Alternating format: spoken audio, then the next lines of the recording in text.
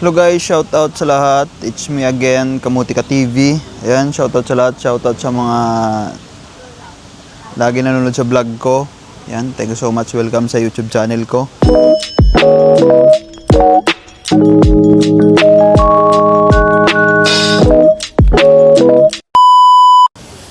Ayan, ayan, shout out sa mga mandirigma dito sa Macau. Ayan, shout out sa inyo guys. And wag kayo mawawalan ng pag-asa. Ayan, prayer lagi guys ha. Kaya nyo yan. And wag nyo laging isipin mga negative comment dyan sa paligid nyo. Kasi yan yung makakapagpababa ng self-confidence nyo. And then lagi kayo mawawalan ng pag-asa. Pag laging yun yung pinapakinggan yung mga negative comment na sinasabi lagi na marami naghahanap dito, hindi ka makakahanap. Marami na yun, dati pa marami na naghahanap. Diba? Hindi naman na ano yan eh. Hindi naman nagbago yan. Diba? Yung ano lang dito is diskarte sa Macau. Ayan guys, marami kasing nagtatanong. Ayan, shoutout sa mga nagpaplano mag Macau guys. Panoorin yung mga vlog ko para magkaroon kayo ng idea dito sa Macau. Ayan, para sa inyo yan. And hindi para sa akin kasi nandito na ako, diba? And this video is para sa inyo. Ayan, para sa mga magmamakau. Ayan, na nasa Pilipinas pa. Ayan, na gusto na pumunta. Ayan, nabibigyan ko lang kayo ng idea dito sa Macau para may idea kayo. Ayan guys, bago kayo pumunta ng Macau, check nyo yung mga ano ka dyan sa playlist. Check, yung una nyo panoorin is yung mga scam dito sa Macau pag pupunta na kayo ng Macau kasi may encounter nyo yan. Yung mga scammer, marami dito. Especially sa mga online post yan sa FB yan, marami yan. May page kasi dito sa Macau na mga doon mo makikita mga nagpo-post ng tirahan, nagpo-post ng mga paninda, nagpo-post ng mga trabaho, po-post ng part-time. Yan guys, pag trabaho nag-post doon, huwag niyong paniwalaan, scam yan. Pero part-time yan, legit yan pag mga part-time. Ayun guys, pag pupunta kayo ng Macau, kailangan nyo ng idea dito sa Macau kung ano ba yung dadatan nyo. Ayan, kaya nga may channel ako dito, Kamutika TV. Ayan, panoorin nyo guys yung mga vlog ko dito sa, ayan, check yung playlist ko, nandyan yan, nakasiparit na yan para hindi kayo mahirapan maghanap. Yung mga gusto nyo panoorin nyo guys. Ayan, resume, paano gumawa ng resume, di ba? Mapupunta ng Macau, wag nyo nang isipin yung kung wala kang experience, walang problema dito. Ako nang bahala sa inyo. Ayan, panoorin nyo naman vlog ko.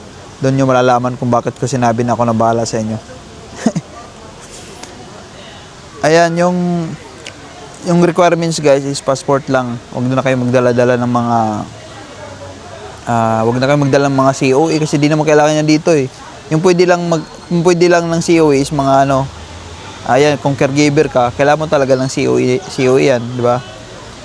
Pero kung pwede mo naman iwan yan, tapos pwede lang naman picture tapos isend dito.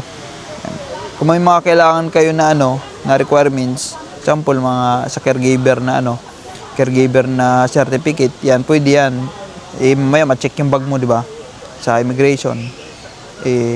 Mas maganda is iwan mo na lang, dali mo lang passport mo. Diba? Kung mga cleaner lang yung trabaho dito, yung applyan mo gardener o dishwasher, kitchen helper is passport lang. Yung sinasabi ko na may mga related sa mga certificate of employment is yung mga health yan, massage therapist yan, kailangan yan ng certificate. Hindi mo pwede pikiin yan na magbarunong ka mag-massage yung caregiver. Wag niyong gagawin yan guys. Yung pwede niyo lang pikiin diyan is cleaner yan, pwede yan. Yan, dishwasher, gardener, yan, security. Yan sa mga magsi-security, yung requirements dito security is NBI na latest abroad. Yan. Sa mga driver, ayan, driver is kailangan nyo ng kailangan may license kayo sa Pilipinas. Diba? Pero mostly naman pag driver, applyan mo is nilalagay ka nila sa delivery helper. Yan. Pwede ka naman mag-delivery helper dito kahit wala kang experience sa driving. Hindi mo alam mag-drive kasi helper is delivery helper dito is parang lang yan pahinante. Yan. And sa language naman, huwag mo nang isipin kung hindi ka marunong mag-language, mag-Cantonese. Basta yung alamin mo lang is good morning, okay na yun. Good morning Cantonese is Chusan, yan. Good morning. Yan lang alam ko eh. Kaya huwag kayong mag-alala. ako nga na medyo matagal na dito sa Macau is chusan lang yung alam ko yung mga basic lang. Huwag niyo problemahin kasi alam na nila yun na di kayo marunong mag-Cantonese kasi nga pumunta kayo dito, tourist kayo, tsaka hindi naman kayo Chinese eh, kaya alam na nila yun na English lang alam mo. Huwag mo nang problemahin kung sinasabi nila di kailangan ng kailangan dito ng kailangan dito na sa Macau ng marunong mag-Mandarin, Cantonese. Ay guys, huwag kayong papaniwala diyan. Hindi kailangan. Importante is, hindi tinitingnan nila kung marunong ka magsalita. Yung tinitingnan nila dito yung trabaho. O sabihin mo, pag sa interview is willing ka to, mag-study ka ng Cantonese. O, bahala ka na kung pag nakapasok ka na, bahala ka na mag-study ka. Ayan din sinasabi ko pag sa interview eh. Paano yan, di ka marunong mag-Cantonese? Sabi ko na, I will practice every day. Di ba? I will learn every day. Pag nagtrabaho ka na, huwag ka na mag-learn. Magtrabaho ka na lang na maayos. Di ba? Hindi naman nila kailangan na marunong ka mag-Cantonese. Tinitingnan nila is yung trabaho mo kung good ba. Kung goods ba.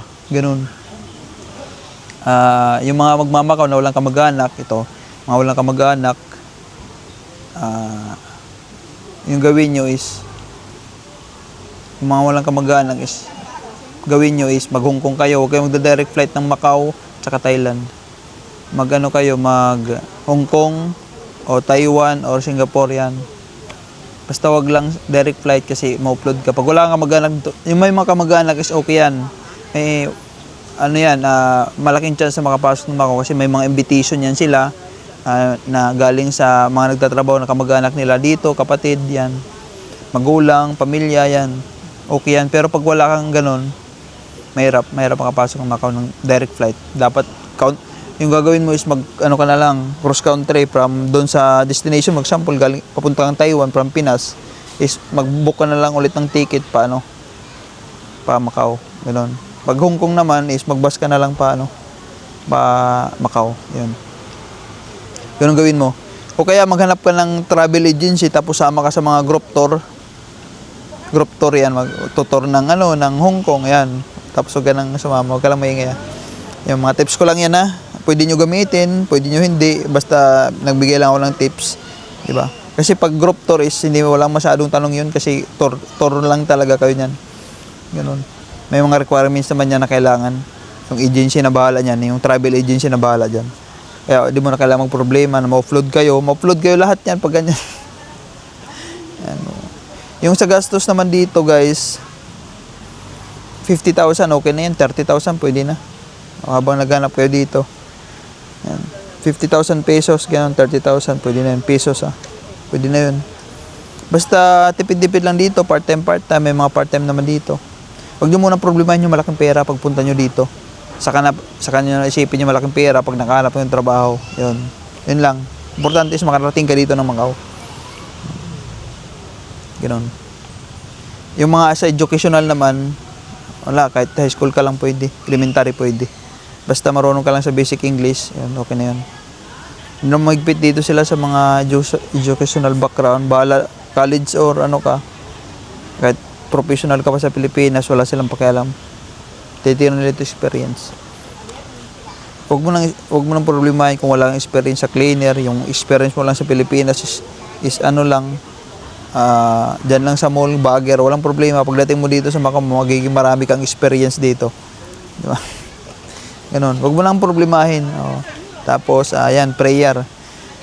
Prayer ka na matupad yung pangarap mo mag-Macau. Kasi, prayer is the most powerful. Kung nagpipray ka, nagdarasal mo yung mga pangarap mo is matutupad yan sa tamang panahon. Huwag ka lang susuko. Maniwala ka lang. Tutupad yan, guys. Kung hindi ka man ngayon taon pala rin makapag-Macau, for sure next year, may bibigay ni Lord. Bibigyan niya ibibigay niya sa tamang panahon kasi alam niya kasi alam niya future mo diba? Siyempre mayroong mga plano si Lord na dito ka muna, hindi ka muna magmamakao, diba? Ganun yun, kaya maniwala kayo sa kanya. Yun, ano pa ba yung mga laging tinatanong? Sa age limit naman, yan, laging tinatanong sa age limit. Mga 50, pwede pa yan. 45 yan, pwede pa yan. Dito, 50, hindi ko alam. May harapan ka na. Tapos may kulay pa yung buhok mo. Yan guys, may mga may kulay ng buhok dyan na pupunta ng Macau. May mga age na kayo na 45, ganon. Mag-ano naman kayo, kulay nyo ng itim yung buhok nyo. Para hindi talaga kayo magmukhang matanda. Kulay nyo ng itim, mag-ayos kayo sa sarili. Ayusin nyo. Maging presentable kayo at dapat ano kayo, physically fit kayo tingnan. Yung parang masigasig ba. Maliwalas yung mukha, malakas tingnan. Ganon. Takangiti, yan. Diskarte dito sa Macau guys. Importante. Diskarte. Wala kang diskarte, sunod-sunod ka lang sa mga tamad mong mga barkada dito. Para kayong mga grupo dito. Para kayong fraternity dito eh. Huwag kayo guys, mas maganda magsulo. Mas mabilis ka makahanap pag magsulo ka lang. Pero pag yung mga marami dito, parang mga ano, parang mga prat. Kala mo isang ano eh. Kala mo nag-tourist talaga dito eh. Kasi ang dami eh, 10, 7 nako, huwag kasi sumama dyan. Kung saan sila pumunta, sama ka niyan. Hindi sila makahanap, di ka rin makahanap niyan. Ganun gawin nyo. And ano pa ba? Huwag mo na problemahin yung ano. Huwag nyo muna problemahin yung mga dito sa Macau, kung makakahanap ka ng trabaho. Or huwag nyo isipin yan. Huwag nyo isipin yan. Kasi the more na iniisip mo yun, hindi ka makakapag-focus. Kung anong nandiyan ka pa sa Pilipinas, di ba? Iniisip mo na yung Macau, anong makahanap ng trabaho. Yung mag-focus muna kayo dyan sa immigration sa Macau, kung paano nyo mapapaniwala sila na mag-tour lang kayo sa ibang bansa. Yun yung muna problem. Pag nakalusot na kayo dyan, saka nyo na problemahin pagdating dito sa Macau. Kung ano bang kaya ko ba. Sa ngayon is yung IO muna yung isipin nyo. IO, immigration officer muna. Di ba? Mag-ano muna kayo, practice drama. Abang nandiyan pa kayo sa Pilipinas, mag-ipon kayo. And then, panoorin yung mga vlog ko para magkaroon kayo ng idea. Diba? Ganun guys. Ganun gawin nyo. Yan, yung YouTube channel ko is guide yan para dito sa Macau. Para hindi kayo mahirapan. Diba? Hindi yun para sa akin, para sa inyo yan. Kaya nagkaroon ako ng content na ganun para bigyan kayo ng awareness, bigyan kayo ng idea dito sa Macau. Para naman hindi kayo tatanga-tanga dito. Di ba? Medyo nabawasan na dito sa Macau yung mga na-scam dahil sa mga vlog ko kasi nagkakaroon na sila ng idea. Dati dami lagi na-scam. Tad yung post doon sa group na ganito, na-scam kami ng ganito. Pero dahil sa mga vlog ko din, nagkaroon sila ng knowledge kaya medyo nabawasan yung mga na-scam dito sa Macau. Diba? Meron pa rin yung mga hindi nakakapanood. Pero, ayan, natututo din pag na-scam na, diba? Sabi nga nila is lesson learned. Guys, salamat. Sana may natutunan kayo sa vlog ko na to. And magkaroon kayo ng idea dito sa Macau. And alam nyo na yung mga gagawin nyo. Yun lang guys. Thank you so much and I love you all.